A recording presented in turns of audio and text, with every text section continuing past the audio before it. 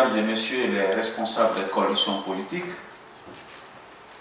parce que vous pratiquez la politique, parce que vous êtes intéressés par la conquête et l'exercice du pouvoir.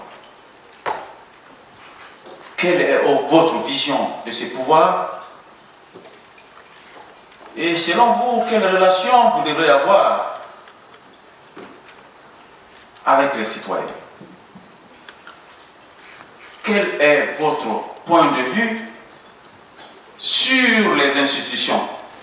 Vous avez reçu une dizaine de questions et nous voudrons vous écouter pour avoir les éléments de réponse selon l'angle de vue de votre coalition, de l'ensemble de ces questions. La liste qu'on a n'est pas une liste qui a été établie avec justesse. Nous avons eu un ordre d'inscription. On a voulu aligner les noms des coalitions sur la base de cet ordre d'inscription. Donc ce n'est pas une préférence entre les coalitions politiques. Que celui qui passe le premier soit perçu comme le premier des partis. Ce n'est pas ça. Je veux qu'on soit clair. Si vous ne trouvez pas d'objection, on peut appeler selon l'ordre d'inscription. S'il y a des objections, on peut procéder au tirage au sort. Je n'ai pas vu d'objection. Le premier parti inscrit, la coalition pour le progrès économique et la démocratie, COPED. Le représentant de cette coalition est demandé. Je suis invité à ce podium pour présenter notre position sur la réforme constitutionnelle envisagée par les autorités de la transition. Monsieur le Président, il vous souviendra que déjà nous avions passé un document qui résume notre vision, que je vais vous présenter encore. Ce document a été révisé depuis le temps que je voulais adresser au mois d'août dernier. Nous parlons de la mise en place d'un texte constitutionnel. Il y a des aspects juridiques, des aspects politiques. Il est clair que notre contribution ici que vous attendez ne portera pas sur toutes les questions. Nous allons simplement essayer de donner notre position par rapport à certaines questions fondamentales, en prenant en compte, je veux dire, les orientations que vous avez données, à savoir que l'objectif serait d'avoir une constitution qui résiste au temps, mais aussi qui prend en compte les réalités de notre société. Il est clair dans le discours d'ouverture hier, j'ai entendu que des fondamentaux doivent être préservés dans cette constitution. Ça ne peut donc pas être un copie-coller, mais c'est juste en fait des principes cardinaux que toute constitution doit pouvoir préserver. Nous les réitérons et nous pensons que ça doit exister soit dans le préambule de la Constitution ou bien dans les articles dessus. C'est le principe de la souveraineté nationale, de la démocratie pluraliste, de la justice sociale, séparation des pouvoirs exécutifs, législatifs, judiciaires, les principes de droit, de liberté et de devoir, les principes de valeur démocratique, que tous les citoyens sont égaux devant la loi, sans aucune distinction d'ethnie, de sexe, de religion, d'opinion et de classe sociale. Monsieur le Président du Conseil national de la transition, honorable membre du Conseil national de la transition, honorable membre du Conseil national des sages, chers camarades, militants et sympathisants des différentes coalitions politiques, chers concitoyens et aimables invités, mesdames et messieurs, en m'adressant à vous, c'est à la Guinée que je parle.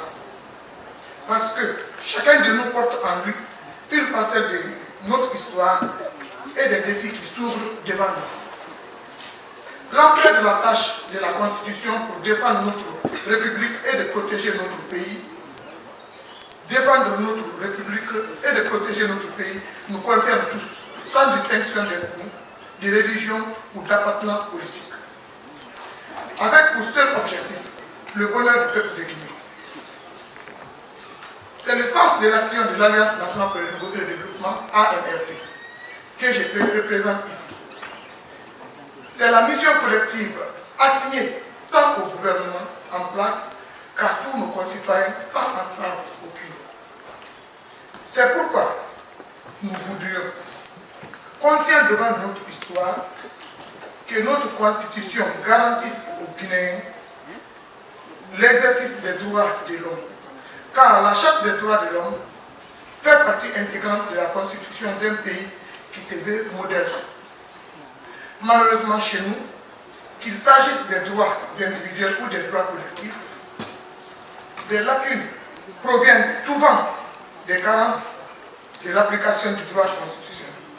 Pour sa part, l'Alliance nationale pour le renouveau et le développement, ANRD, décide, à l'issue des récentes consultations recommandées par le Conseil national de la transition, de prendre comme valeur républicaine et éthique la promotion de l'intégrité, la probité et la transparence, l'impartialité.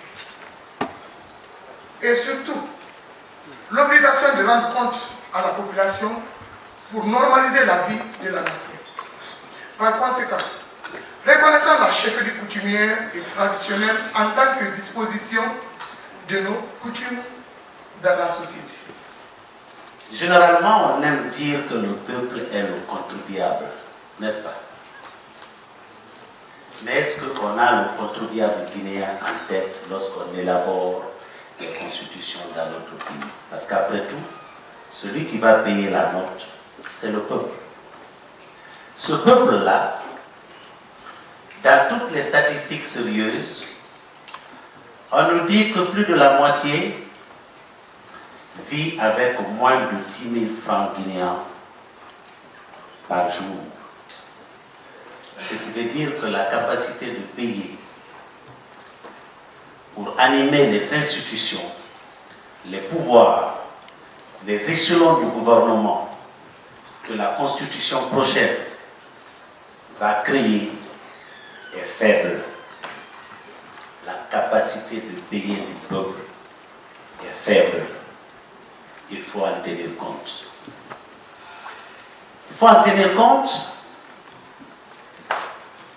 Lorsque cette période transitoire a commencé, il y a eu beaucoup de mémos qui ont été enregistrés. La première question sur laquelle des points de vue ont divergé, c'est combien il fallait de conseillers ici au CNT. Il y en a qui avaient proposé 150 conseillers. D'autres en avaient proposé même 200. Nous avions proposé 75. La charte a retenu 81. Et je crois que le travail que les 81 que vous êtes sont en train de faire est puissant. Il faut vous féliciter pour cela. Donc ce n'est pas le grand nombre. Parce que plus le nombre est grand, plus ça coûtera cher au peuple de Guinée. Mon intervention sera très courte.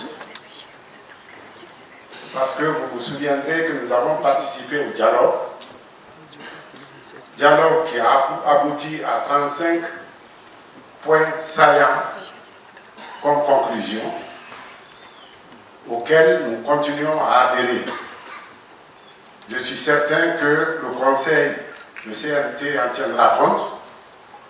Donc mon intervention d'aujourd'hui ne sera plus qu'un complément de ces résolutions. Je dirais qu'en République de Guinée, tout le monde parle de l'unité nationale, de la réconciliation nationale, de l'ethnostratégie, du régionalisme, du communautarisme, du sectarisme, etc. Ce sont là les préoccupations du gouvernement, les préoccupations des religieux et de chacun des citoyens guinéens.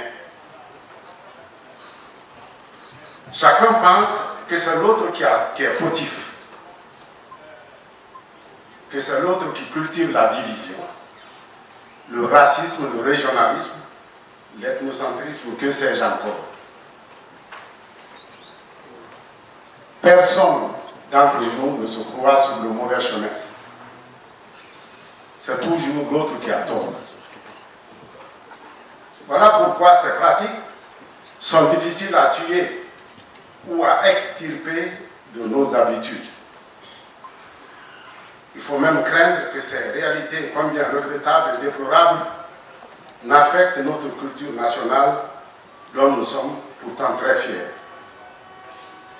À notre avis, en vue de corriger cet art qui empêche notre beau et riche pays de prendre son envol vers un développement économique durable, il est temps de prendre des décisions courageuses, responsables et patriotiques pour l'avenir de la nation. Va sans doute nous aider à